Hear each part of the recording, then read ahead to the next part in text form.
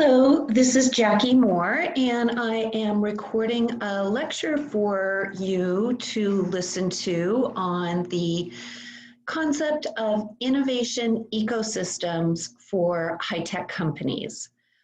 I have loaded the slide deck in Moodle for you, and it is called Innovation Ecosystems. So if you could please access those PowerPoints and make sure to take good notes through this material, because you will have an assignment that is due next week over the material that is covered. Let's go ahead and get started. Let me quickly do a screen share. And let me get my title slide open for you. There we go. Let's first review what the word ecosystem even means before we apply it to high technology companies. Ecosystems oftentimes refer to biological ecosystems, and it includes all the organisms that mutually depend on each other for survival. So you might think about a stream where it ranges from the water quality upstream, things that might damage the water quality, the invertebrate insects that live in the stream, the fish, the animals that rely on the stream for survival, including the birds that fish the fish.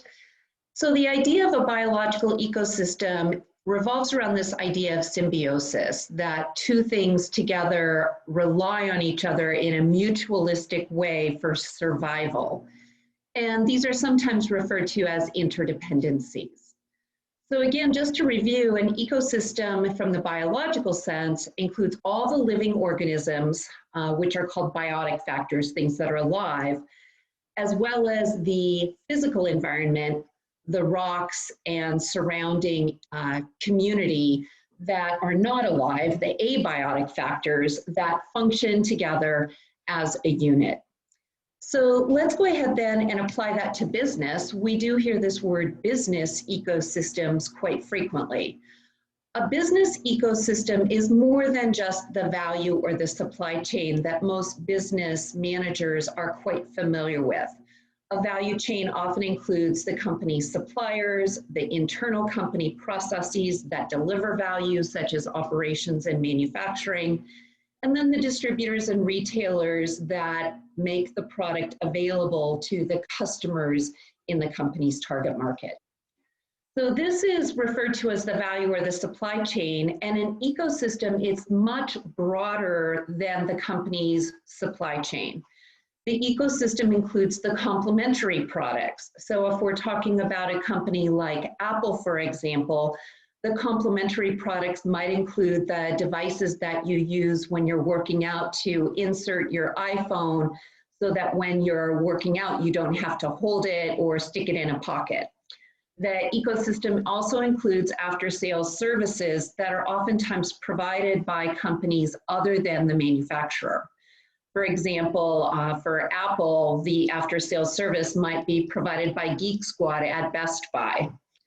And then you can also think about the other products and services that are vital to delivering customer value. So your iPhone isn't going to be of much use if there aren't music downloads to listen to that are compatible with the operating system, if you don't have good headphones or a headset, if you don't have good Wi-Fi or internet access or cellular service. All of those are included in the innovation ecosystem. So this is a diagram of a supply chain, again, to contrast the idea of a supply chain versus an ecosystem. I'll have a picture of an ecosystem coming up here. So typically for a car manufacturer like Ford or Tesla, for example, they rely on their upstream suppliers for things like batteries or steel or tires from Firestone, the components, the brakes, as well as the production equipment that they need to buy for their manufacturing lines, and any services such as advertising agencies that maybe provide services to the automobile manufacturers to help them navigate their branding and marketing needs. Car dealers, of course, have their own business model that includes not only a markup on the sale of the products that they sell to customers, but also after sales service and support.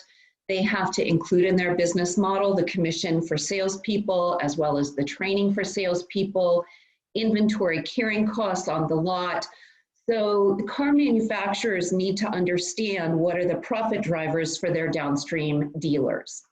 And of course, customers, we have target markets of customers who buy cars for their own personal consumption, but following the 80-20 rule, we could also consider the fact that big businesses like General Electric, for example, or publishers or pharmaceutical companies buy company cars for their salespeople to use in the course of doing their business. In addition, a B2B use for cars would include the fleets of vehicles that municipalities, city governments, county governments own, so that their employees, when they're out doing water main checks or utility checks, those cars are owned by the city or county government. So these business needs are also part of the consideration when we engage in marketing. And I'm always encouraging you to think beyond your own personal consumption and really dive into this business-to-business market, because the issues from a marketing perspective are very, very different than marketing to individuals. So what is the difference between an innovation ecosystem for a high-tech company and a general business ecosystem for any company that needs to consider its constellation of partners and complementors to make sure customers can access what they need? The main difference is the nature of innovation. New technologies and new products require a whole new constellation of partners and complementors that typically don't already exist. So to use my probably overused example of electric vehicles, when we talk about the innovation ecosystem for electric vehicles, one of the most important issues is the lack of charging stations and the lack of consumer familiarity and knowledge about what charging actually entails. So I'll go through a list of questions here on the next couple slides from the customer's perspective. Before customers are willing to buy a new, innovative product, they have to be assured that the complete ecosystem is in place. Customers don't want any surprises when they take their product home only to discover that they need an electrician to come in and install a different voltage outlet in the garage so that they can actually charge their electric vehicle. Now, that's not true for all electric vehicles, but customers would undoubtedly wonder about that. And clearly, when we're talking about these unknown technologies, it's much more complicated than an existing business ecosystem. Let me give a quick example of an existing business ecosystem so that you understand the difference. If you go into a physician and you need to have some sort of a surgery, say you need your knee scoped, typically at the orthopedic office, they will line up for you.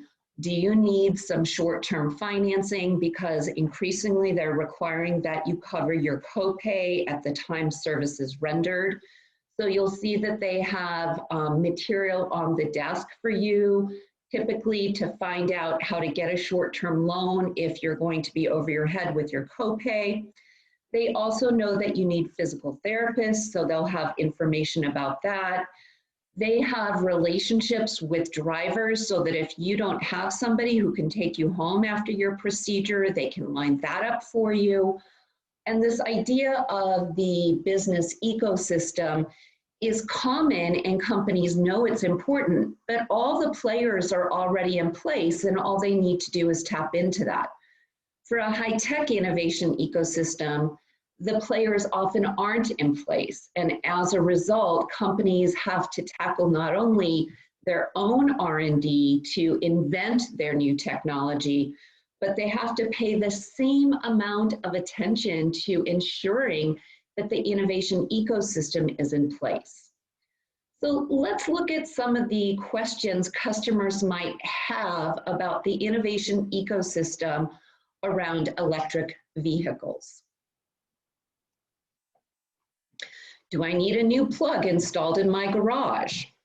Well, the answer to that depends on if you want to do what's called slow charging, which use your existing plugs in your garage, or if you want to do fast charging, which requires the equivalent of a hot tub or a dryer plug in your garage.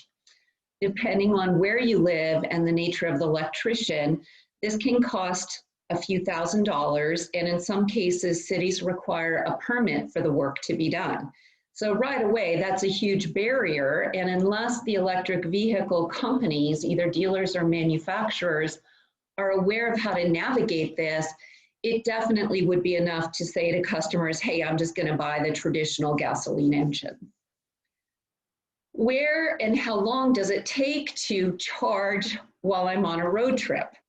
So I've mentioned to you I have a 40-mile battery. At this point, my Volt is 8 years old, so it's not current state-of-the-art technology, but it takes 10 to 11 hours to charge a 40-mile battery on a level 1 or slow charger in my garage.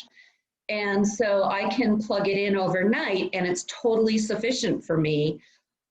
If I had paid for the expense of an extra charger in my garage, I could charge in 3 to 4 hours on level 2 charging, which is a 240 volt outlet. So if I'm on a road trip, do I want to sit somewhere and wait for my battery to recharge? No.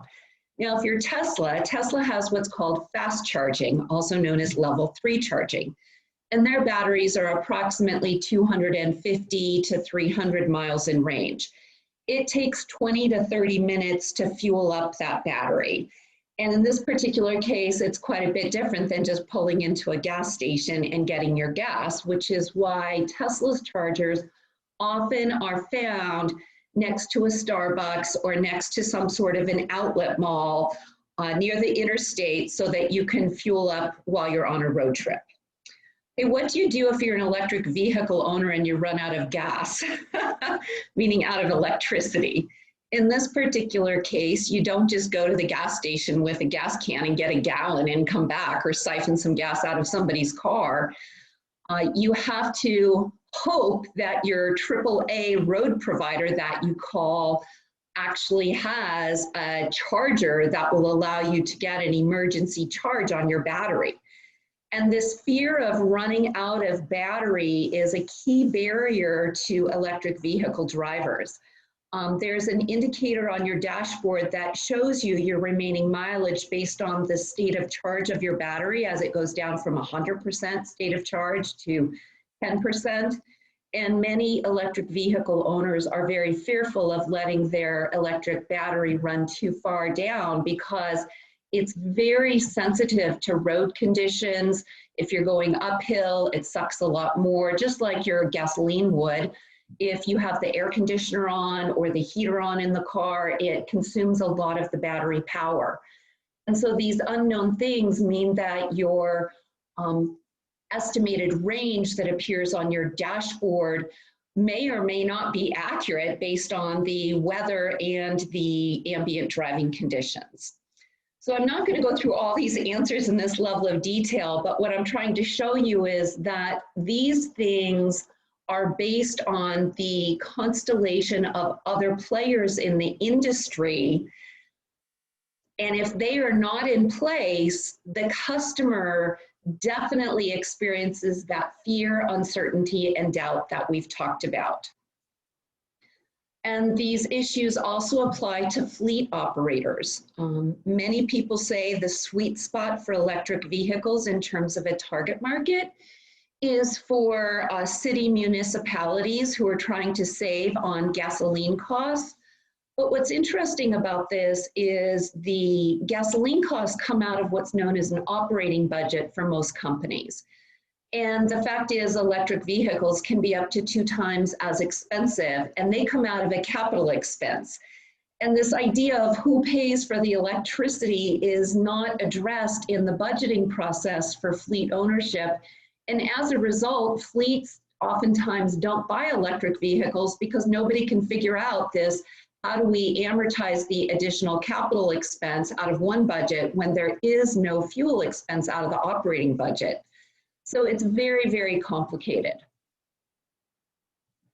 Related to the innovation ecosystem, EMTs are worried that batteries will catch fire.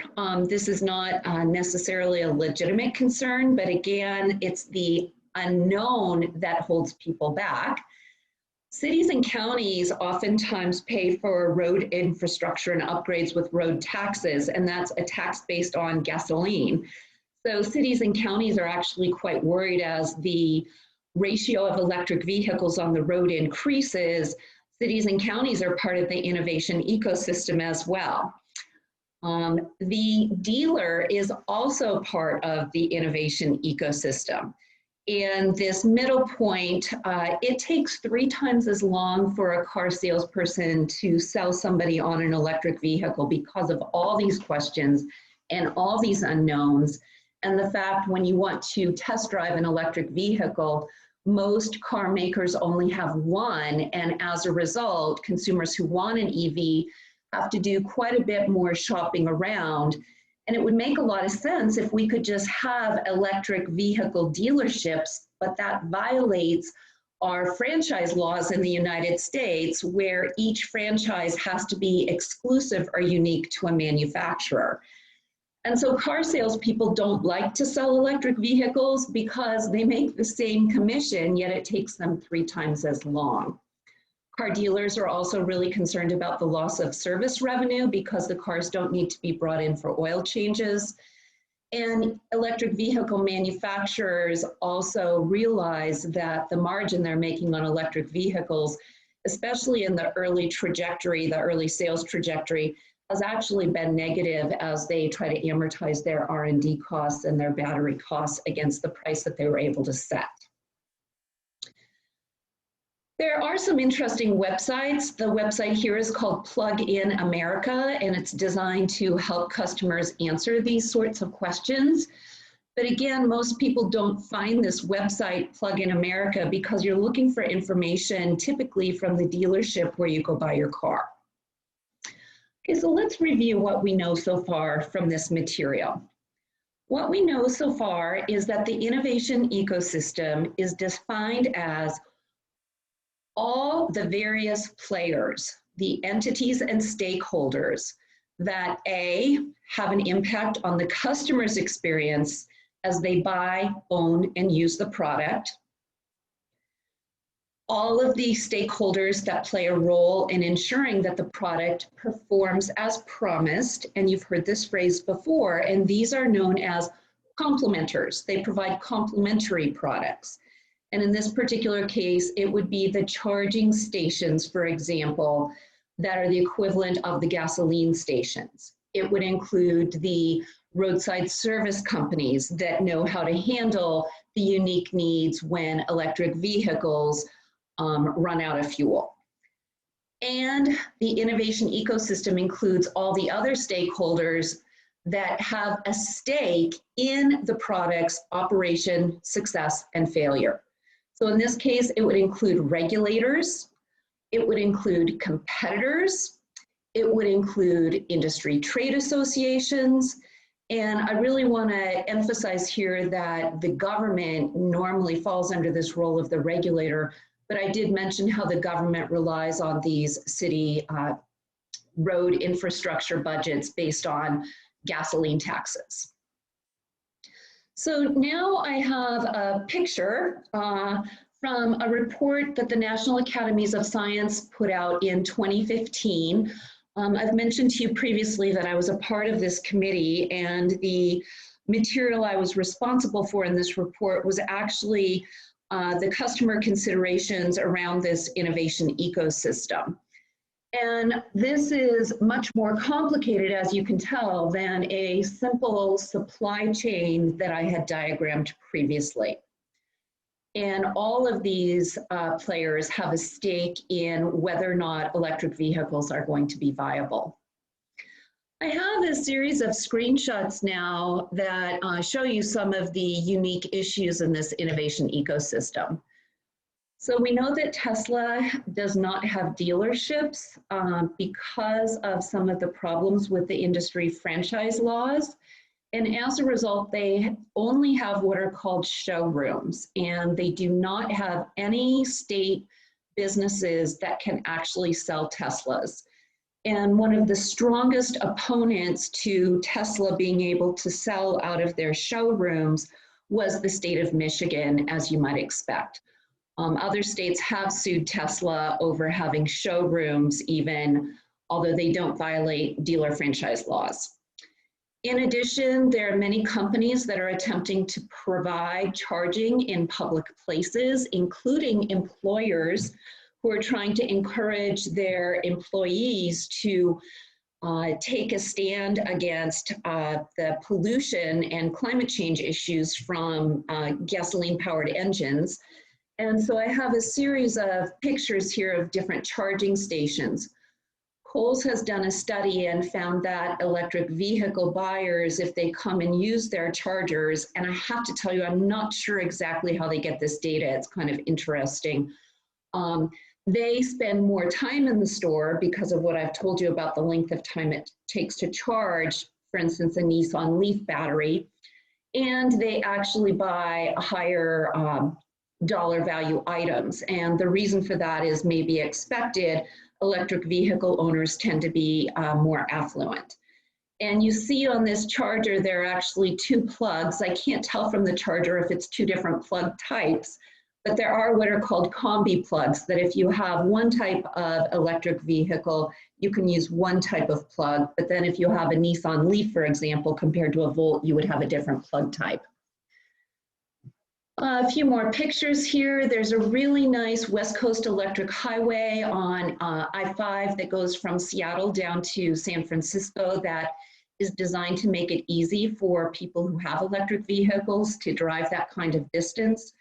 It's been very controversial because they've been unable to put electric charging stations at the government-sponsored rest areas, which is a logical place that you would want to put a charging station from a government perspective, but that has not been allowed. And I'm not sure if it's due to, I think it's due to the utility regulations about how that works. Let's see. So if you are going to evaluate, which you are going to do as part of your assignment, what the innovation ecosystem, the role that the innovation ecosystem has in the success or the inhibiting effect of helping a new technology to be viable, some stakeholders see the new innovation as value creating. So some manufacturers, for instance, Tesla, see the huge opportunity that this market has. Companies like Ford have been very bold in, oh, this is going to be good. You guys are going to like this pun.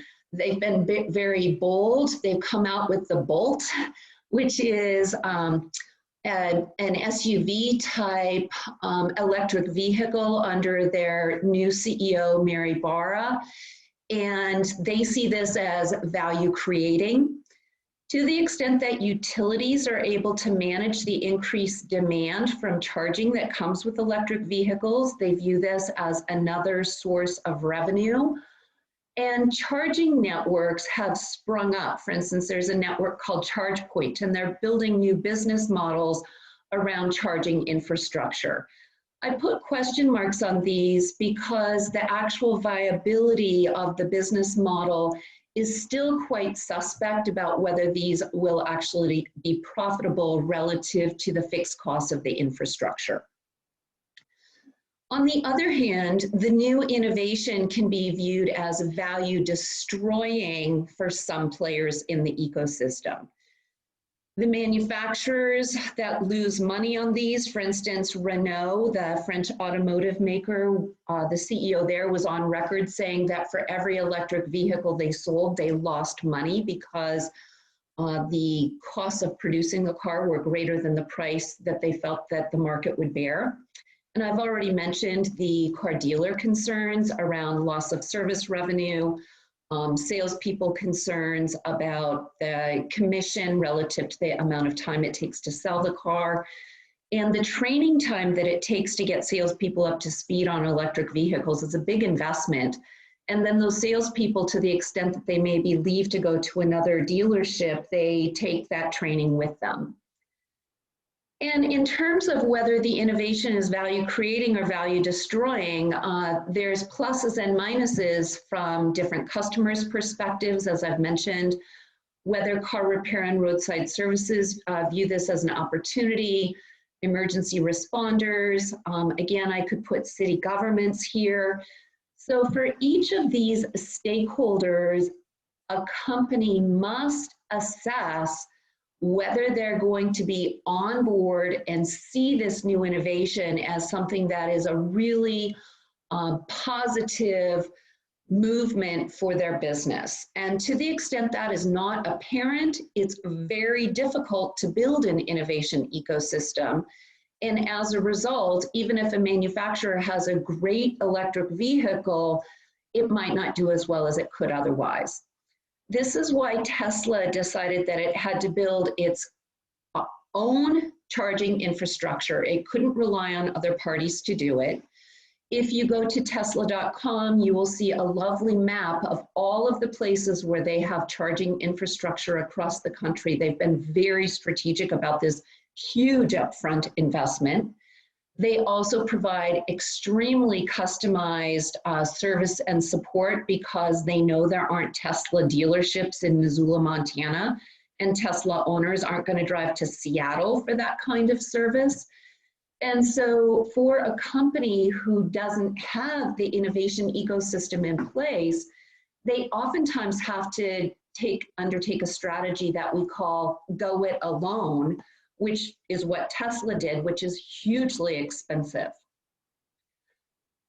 In addition to doing a detailed analysis of each player in the innovation ecosystem and trying to understand if they view this new technology as being a threat or an opportunity, we also have to realize that the different platforms and industry standards are also part of the industry ecosystem.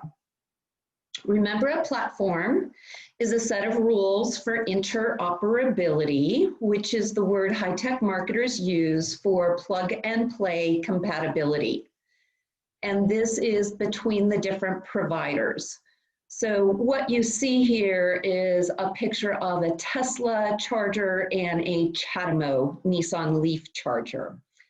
And this issue exists not only when we have a physical plug, it also exists when we have different platforms for operating systems. Think about your cell phones, how Android phones are different than Apple phones. It exists on computers when we have different operating systems, a Linux operating system in the workplace compared to a Microsoft operating system. It also exists in cell phone standards, and it's one of the main reasons that US consumers have found it so difficult to travel internationally, because our telecommunication networks are not compatible with the rest of the world's networks, which are on the global standard for mobile communication, or the GSM standard. Now, it could be as we move to 5G that might change, which would be nice. I'm going to pause here for just a minute and come back.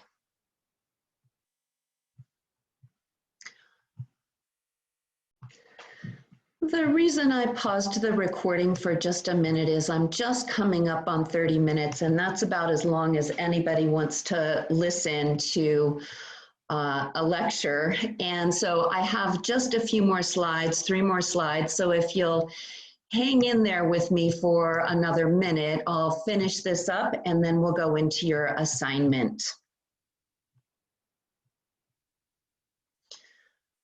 This should be quite familiar to you now that if we're going to have an innovation ecosystem that is vibrant, charging companies, for example, want to know that when they invest in charging infrastructure that all electric vehicle owners are going to be able to use it, and that the market won't be divided by 3 with only a third of the customers who have their plug type being able to use their charging stations.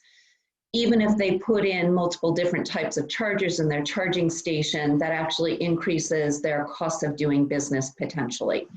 So it's critically important that industries think about industry standards. We saw this with blockchain, for example, when we realized that if every industry or company is operating on a different type of blockchain with different standards for interoperability, we're going to lose the ability of the finance industry as a whole, for example, to really create a network effect by everybody using blockchain and standardizing around a particular set of protocols.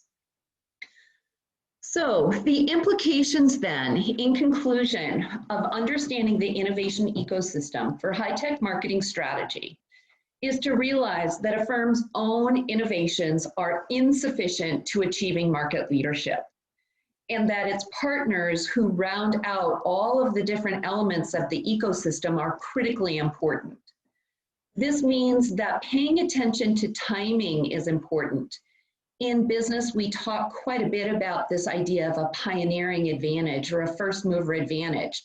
So it really is meaningless for a company to come to market first if its partners aren't ready with their elements of the solution at the same time. I recently heard that there may be a vaccine for COVID as soon as November 1st, and already the distributors who handle the pharmaceutical drugs in this country, McKesson is a big one, are lining up the distribution infrastructure they're going to be needing so that when November 1st comes, if that vaccine is ready, that the full distribution infrastructure that is required for that is in place. And again, that's a little bit easier because McKesson already exists. We already have doctors and clinics and county health departments that can give vaccinations. But think about a company that's trying to build a new technology that the innovation ecosystem doesn't even exist yet. In addition to timing, there is a resource allocation decision. High-tech companies struggle internally with how to allocate resources to R&D versus marketing, and the innovation ecosystem actually adds another complication to that resource allocation decision. That allocating resources to help partners deploy the infrastructure may actually make better sense than to add more features onto a company's own R&D technology products. This is very counterintuitive, yet critically important.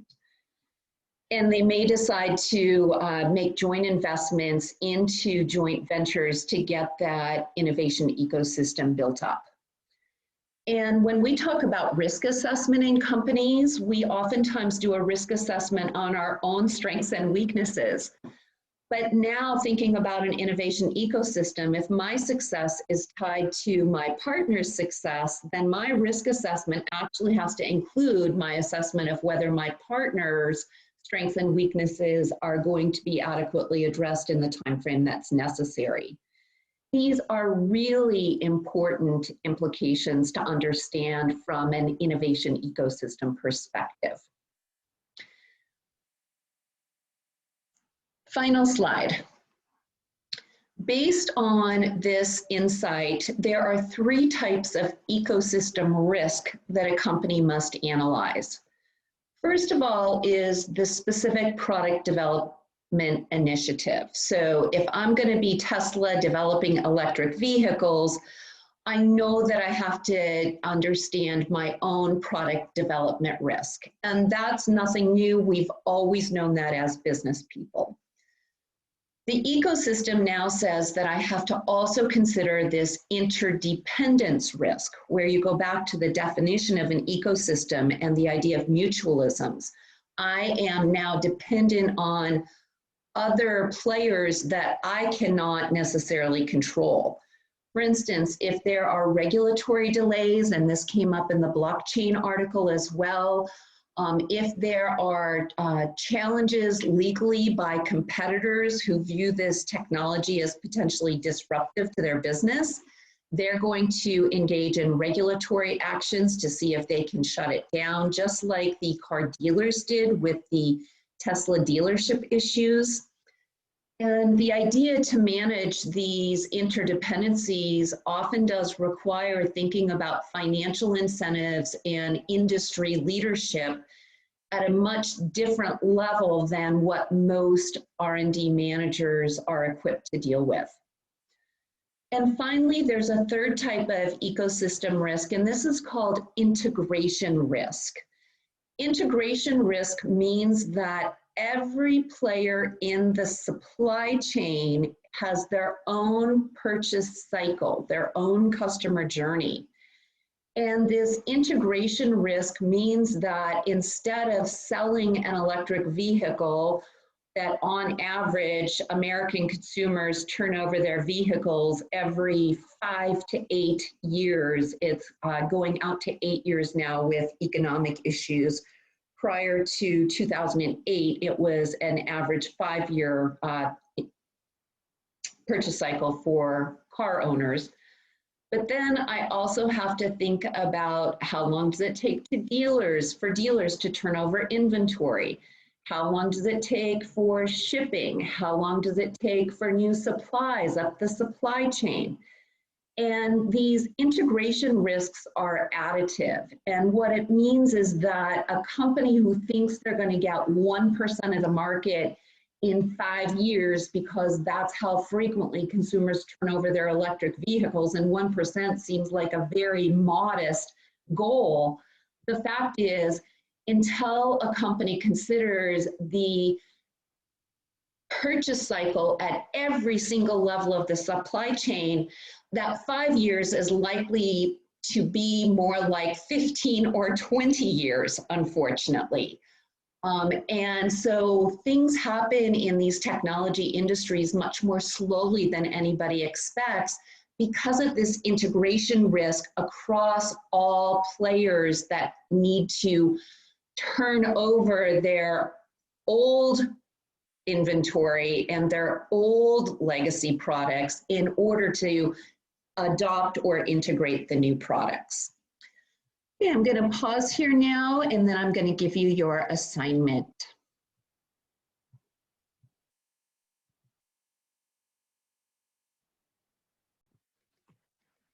Okay, let's look at your assignment, and I will post this on Moodle for you.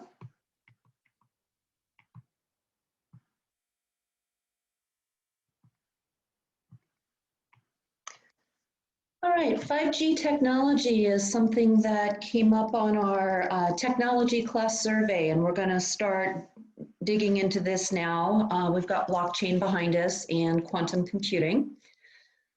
This is due Monday, Labor Day, September 7th at noon on Moodle. And like everything in class, you can do this in pairs. And if you have any questions, I'll be available on Slack to answer them for you.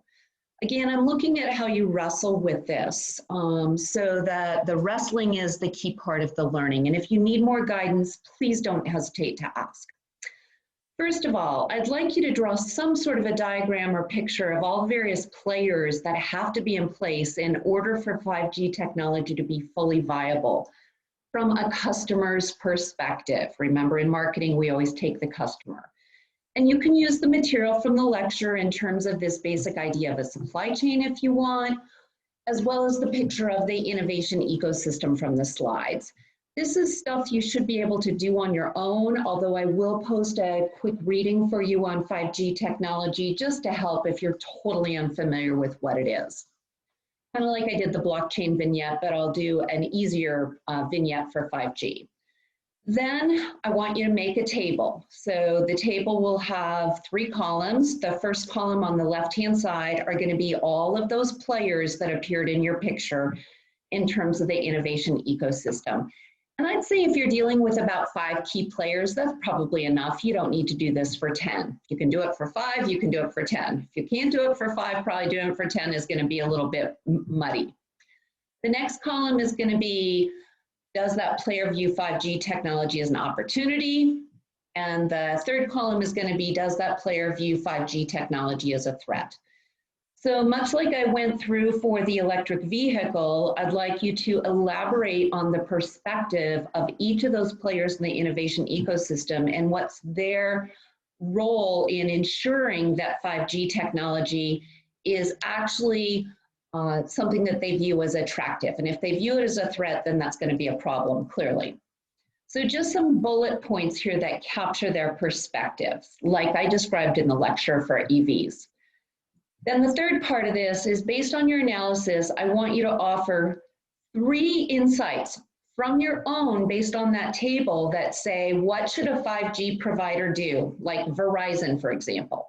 What should Verizon be doing to ensure that the innovation ecosystem is deployed and in place so that their customers can take advantage of 5G in a timely fashion?